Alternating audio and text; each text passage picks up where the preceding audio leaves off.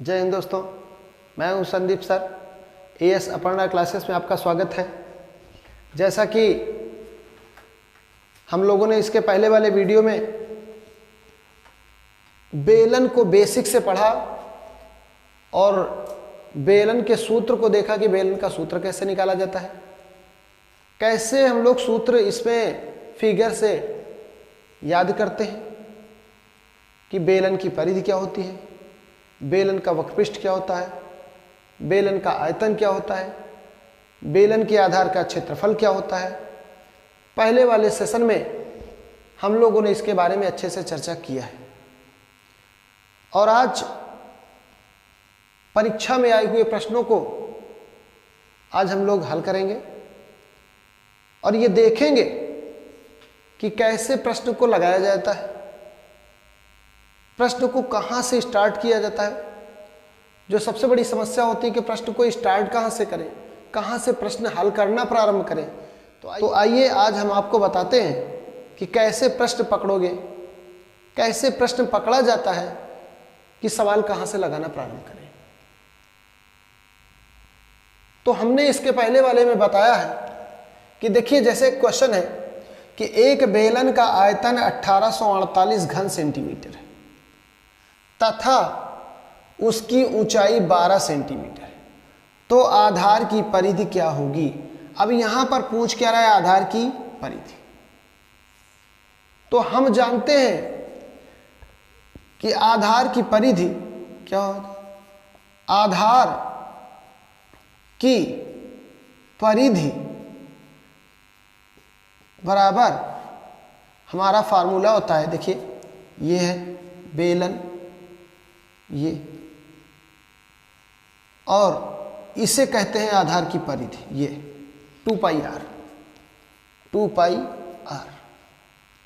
तो बात आती है कि हमारे पास हमको आर चाहिए। 2 का मान 2 इंटू पाई का मान 22/7 होता है, इंटू आर का मान हमें पता ही नहीं। बस यही हमको ध्यान देना है कि हमारे पास आर कहाँ से मिलेगा। और मैंने आपको पहले वाले सेशन में बताया है कि अगर हमारे पास एच और आर दोनों त्रिज्या और ऊंचाई दी गई है तो हम बेलन का कोई भी प्रश्न हो आसानी से लगा सकते हैं। तो हमारे पास एच कितना दिया हुआ है, बेलन की ऊंचाई दी हुई है 12, तो एच बराबर क्या दिया हुआ है, 12। लेकिन आर का मान नहीं दिया हुआ है, आर बराबर व्हाट। तो जब तक आर नहीं मिलेगा तब तक ना तो हम परिधि निकाल सकते हैं और ना ही आयतन, ना वक्रपृष्ठ, ना संपूर्ण पृष्ठ, कुछ नहीं निकाल सकते। तो इसका मतलब आर हमको निकलेगा कहाँ से। ये अगर एच दिया हुआ है, आर नहीं दिया हुआ है, तो दिया हुआ है कुछ, यहाँ आयतन दिया हुआ है। तो जो दिया होगा उसी में, जो प्रश्न में दिया होगा उसी में मान रख करके तभी हमको मिलेगा आर का मान। तो चलिए हम आर का मान निकालते हैं। आयतन दिया हुआ क्या, 1848 घन सेंटीमीटर। तो आयतन का सूत्र होता है, बेलन का आयतन का सूत्र होता है पाई आर स्क्वायर। एच बराबर पाई आर स्क्वायर, एच बराबर दिया है 1848 घन सेंटीमीटर। अब हम देखते हैं पाई का मान 22/7 गुणे आर का मान 2 बार रखना है, आर स्क्वायर रख दे रहे हैं उसे, क्योंकि आर का मान नहीं पता है। एच का मान क्या है, 12 बराबर 1848।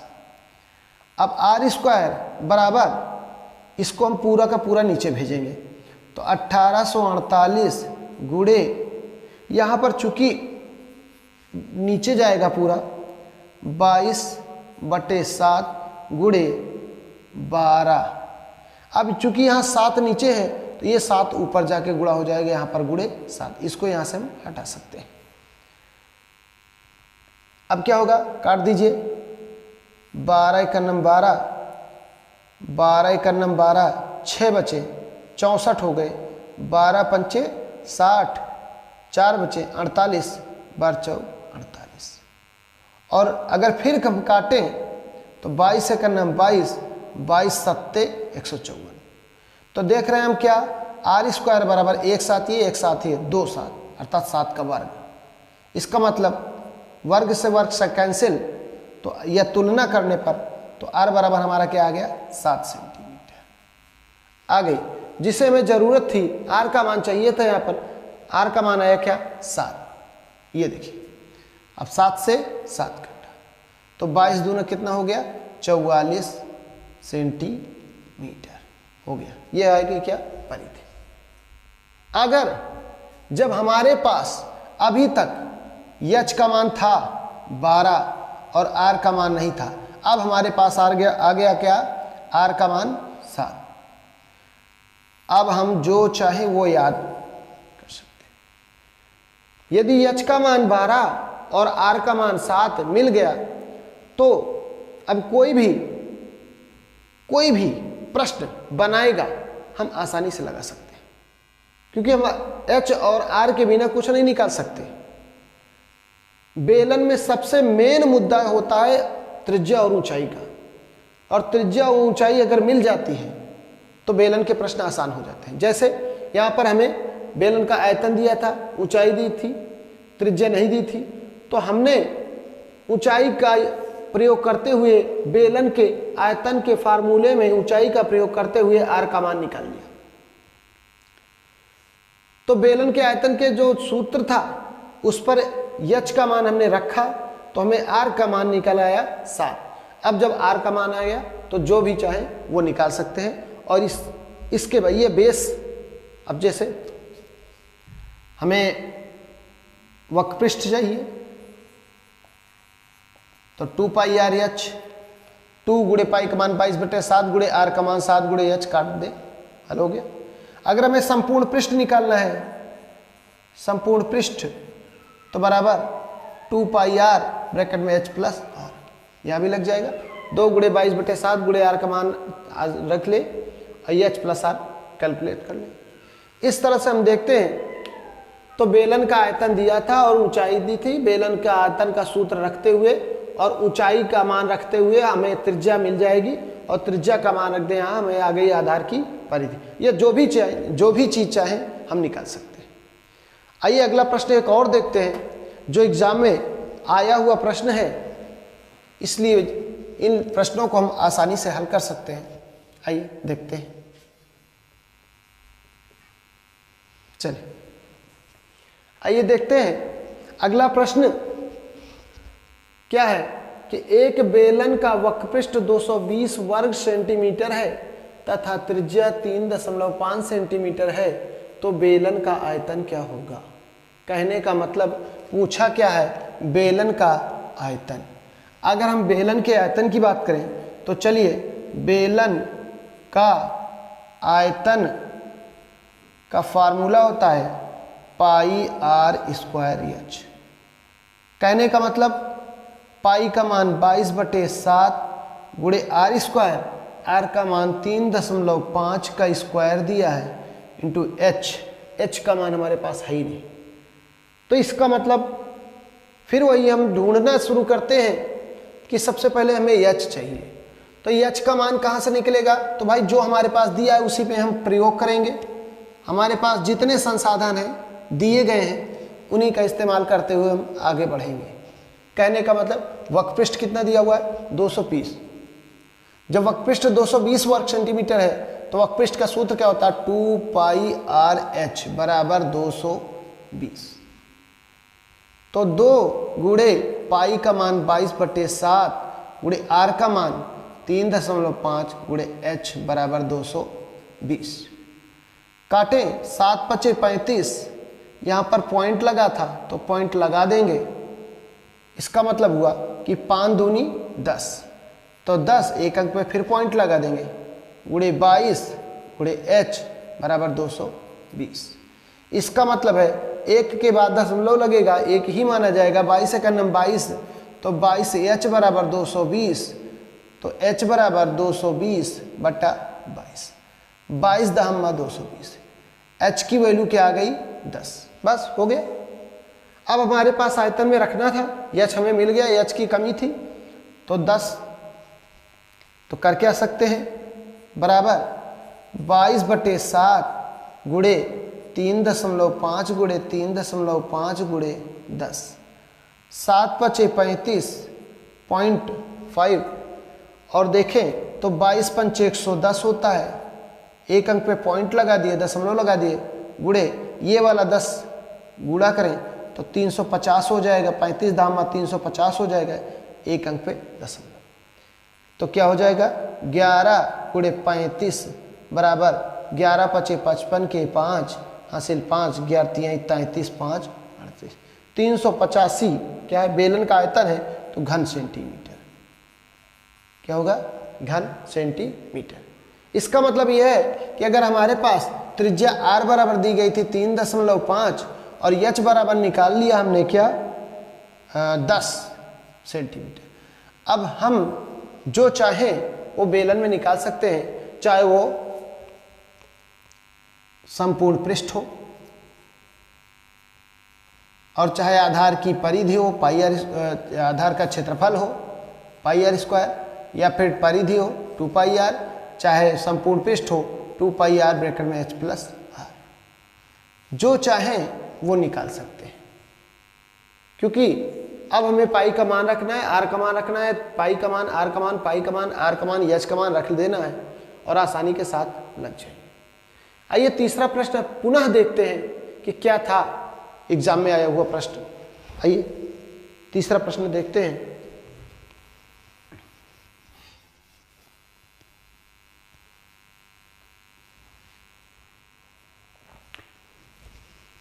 आइए अगला प्रश्न देखते हैं। एक बेलन के आधार का क्षेत्रफल 154 वर्ग सेंटीमीटर है तथा बेलन की ऊंचाई 20 सेंटीमीटर है, तो बेलन का आयतन क्या होगा। कभी कभी क्या होता है कि हम लोगों के एक प्रश्न क्षेत्रफल पूरा का पूरा दे दिया होता है और हम लोग इस प्रश्न में ये सोचने लगते हैं कि यार लगाएं कहां से। तो यहां पर हमको देखना चाहिए कि आधार का क्षेत्रफल क्या दिया हुआ है 154, ये आधार का क्षेत्रफल दिया है 154। तो आधार का क्षेत्रफल क्या होता है सूत्र, तो बेलन के आधार का क्षेत्रफल फार्मूला होता है पाई आर स्क्वायर। तो बेलन के आधार का क्षेत्रफल का फार्मूला होता है पाई आर स्क्वायर। अगर देखें तो आधार का क्षेत्रफल दिया हुआ है, क्या दिया हुआ है 154। कहने का मतलब इस पाई आर स्क्वायर का मान दिया हुआ है 154, तो पाई आर स्क्वायर का मान 154 दिया हुआ है। ठीक है, फिर पूछ क्या रहा है, h बराबर दिया हुआ है, तो ठीक है हम h बराबर लिख लेते हैं 20 सेंटीमीटर। तो पूछा क्या है, बेलन का आयतन। यदि बेलन का आयतन पूछा हुआ है तो बेलन के आयतन का फार्मूला होता है पाई आर स्क्वायर एच। अब जरा ध्यान दें कि आधार का क्षेत्रफल होता है पाई आर स्क्वायर, तो क्या पाई आर स्क्वायर का पूरा मान समूचा मान दिया हुआ है क्या 154। तो इसकी जगह पर हम 154 लिख देते हैं। केवल h का मान मुझे चाहिए और h का मान दिया हुआ क्या 20 हो गया। इसका मतलब है कि 0 2 चौके 8 और 2 पंचे 10 के 0 हासिल 1 2 1 2 1 3 3080 घन सेंटीमीटर। कहने का मतलब कि हमें यहाँ पर ना r का मान अलग से चाहिए था ना h का मान, चूंकि h का मान दिया ही था तो r का मान अलग से ना निकाल करके, क्योंकि फार्मूला वैसा दिया ही था पाई आर स्क्वायर। कभी कभी ऐसे भी प्रश्न एग्जाम में करता है कि जिसको हम r का मान ढूंढने लगते हैं और टाइम हमारा ज़्यादा चला जाता है। तो ऐसे प्रश्नों पे हम सावधानी से देखेंगे कि अगर हमें बेलन का आयतन पूछ रहा है तो बेलन का आयतन पाई आर स्क्वायर एच होता है और पाई आर स्क्वायर का मान पूरा का पूरा 154 दिया। इसका मतलब केवल एच का मान जो 20 दिया हुआ है, एच का मान पाई आर स्क्वायर वाले मान में रख देंगे। इस तरह से हमारा बेलन का आयतन तुरंत निकल आएगा। ठीक है, इसके बाद आइए पुनः एक क्वेश्चन और देखते हैं। अगला प्रश्न क्या है,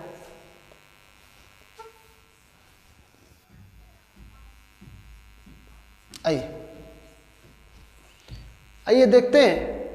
अगला प्रश्न क्या है, एक बेलन के आधार की परिधि 22 सेंटीमीटर है तथा ऊंचाई 6 सेंटीमीटर है, तो बेलन का वक्रपृष्ठ क्या होगा। कहने का मतलब कि पूछा क्या है, बेलन का वक्रपृष्ठ। तो हमें लिख लेना है बेलन का वक्रपृष्ठ। क्या लिखना है, बेलन का वक्रपृष्ठ 2 पाई आर एच, 2 पाई आर एच।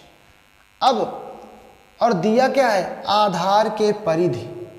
अगर आधार की परिधि देखा जाए तो 2 पाई आर होता है।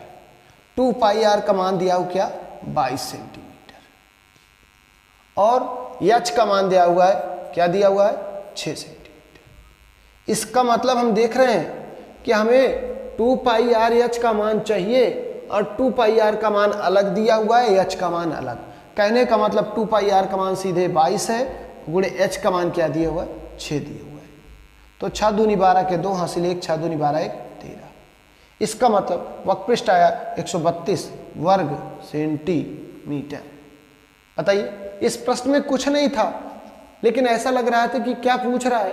अरे भाई, बेलन के आधार की परिधि दिया हुआ है और बेलन की ऊंचाई दी हुई है और बेलन का वक्रपृष्ठ पूछा है, तो बेलन का वक्रपृष्ठ क्या होता है, 2 पाई आर एच, और 2 पाई आर का मान सीधे 22 दिया हुआ है, एच का मान 6 दिया हुआ है, तो मैंने रख दिया, दोनों को गुणा कर दिया और बेलन का वक्रपृष्ठ है।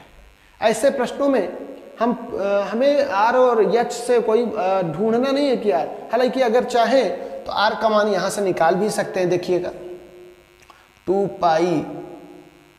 पाई का मान 22/7 गुणे आर का मान आर बराबर क्या है, 22 दिया है। तो 22 से 22 कटा, इसका मतलब 2r/7 बराबर 1, तो आर बराबर 7, 2r बराबर 7, तो आर बराबर 7/2 बराबर 3.5। यदि देखें तो हमारे पास एच का मान 6 था और आर का मान 3.5 था। अगर हम निकालना भी चाहें, हालांकि आवश्यकता नहीं थी, लेकिन अगर हम निकालना चाहें तो मान रख दें, तो 2 गुणे पाई का मान 22/7 गुणे आर का मान 3.5 आया है, गुणे एच का मान 6 है। तो 7×5 = 35.5 और 22×5 = 110 मतलब 11। 2 गुणे 110 लिखने का मतलब एक अंक पे पीछे से दशमलव लगाएंगे, कोई मतलब नहीं जीरो का, गुणे 6। इसका मतलब 11 दूनी 22 गुणे 6, फिर आ गया हमारा 132 वर्ग सेंटीमीटर। तो चाहे हम एच आर निकालें या ना निकालें, क्योंकि हमें वक्रपृष्ठ सीधा सीधा 2 पाई आर एच दिया पूछ रहा है, तो 2 पाई आर का मान दिया हुआ है, एच का मान दिया हुआ है। ऐसी स्थिति में, लेकिन जब हम आर और एच का मान निकालना जान ही गए तो प्रश्न कितना भी कठिन क्यों ना हो, आसानी के साथ ये हल हो जाएगा। आइए देखते हैं एक प्रश्न और, एग्जाम का प्रश्न आया हुआ है। आइए इसको और देखते हैं एक प्रश्न। आइए चलो, अगला प्रश्न क्या है, एक बेलन के आधार की त्रिज्या तथा ऊंचाई का अनुपात 3:5 है तथा उसका आयतन 2880 पाई घन सेंटीमीटर है, तो उसका वक्रपृष्ठ क्या होगा। कहने का मतलब एक बेलन के आधार की त्रिज्या तथा ऊंचाई का अनुपात, मतलब R अनुपाते H का अनुपात कितना दिया हुआ है, 3:5। कहने का मतलब R का मान 3 और H का मान 5 तथा उसका आयतन 2880 घन सेंटीमीटर है, तो वक्रपृष्ठ क्या होगा। कहने का मतलब पाई आर स्क्वायर, H का मान दिया हुआ है क्या, 2880 पाई घन सेंटीमीटर। तो चूंकि R और H का मान 3:5 दिया हुआ है, तो ये तो अनुपात है, त्रिज्या और ऊंचाई का अनुपात। अगर R बराबर हमें चाहिए तो 3x लिख सकते हैं और H बराबर हम लिख सकते हैं 5x। अब हम मान रखें, पाई से पाई कटा, R का मान क्या है, R का मान देखिए 3x है, तो 3x का 2 बार कर देंगे, होल वर्ग लगा है। H का मान क्या है, 5x बराबर 2880। इसका मतलब 3 त्रिका 9x² इंटू 5x बराबर 2880। तो क्या हो जाएगा, x घाते 2 ये एक ही, x घाते 3 बराबर ये 9 और 5 नीचे गुणा हो जाएगा, 2880/9 गुणे 5 काट दीजिए, 9 × 9 और 9 × 3 27, 1 बचा 18, 9 दूनी 18, 0 हुआ क्या, x³ बराबर 320/5, 5 छक्का 30, कितना बचा 2, 20, 5 चौ 20 और x³ बराबर 64। ये आया हमारा क्या, यक्स की घाते 3 बराबर 64। तो ये किसका घात 3 है? 4 का घात 3 है, क्योंकि 4 चौक 16 चौको 64। तो यक्स घाते 3 बराबर 4 की घाते 3। घातों की अगर तुलना कर लें तो घात ना माने तो सीधे आधार आधार को देखें तो यक्स का मान क्या आया? 4। तो अब ये आया क्या? x की वैल्यू। तो इसका मतलब सही मेरी त्रिज्या है 3 गुणे 4, 4 तिहाई 12, और सही ऊंचाई है क्या? 3 गुणे 5 गुणे 4, 5 चौक 20। अब क्या पूछा है? बेलन का वक्रपृष्ठ पूछा है। तो बेलन का वक्रपृष्ठ चूंकि हमें सही शुद्ध रूप से हमें त्रिज्या मिली है और ऊंचाई किसके आधार पर? बेलन के आयतन के आधार पर। तो हम उसको वक्रपृष्ठ अगर निकालना चाहें तो वक्रपृष्ठ बराबर होता है 2 पाई आर एच। 2 गुणे पाई का मान पाई गुणे आर का मान 12 गुणे एच का मान 20। तो 12 दूनी 24 पाई गुणे 20 बराबर 24 दूना 48, और एक जीरो रख दें 480 पाई वर्ग सेंटीमीटर। इस तरह से ये 5 प्रश्न एग्जाम में आए हुए, इसको लगाइएगा आप लोग, और पुनः इससे और थोड़ा लेवल हाई करके देखते हैं जो 5 प्रश्न आए हुए 10 प्रश्न और। तो इसके बाद अगले सेशन में हम लोग फिर इसके घुमा करके जो आए हुए प्रश्न हैं बेलन के हम लोग लगाएंगे, और उसके बाद फिर अगला चैप्टर शंकु में हम लोग चलेंगे। ठीक है, ओके, थैंक यू, जय हिंद।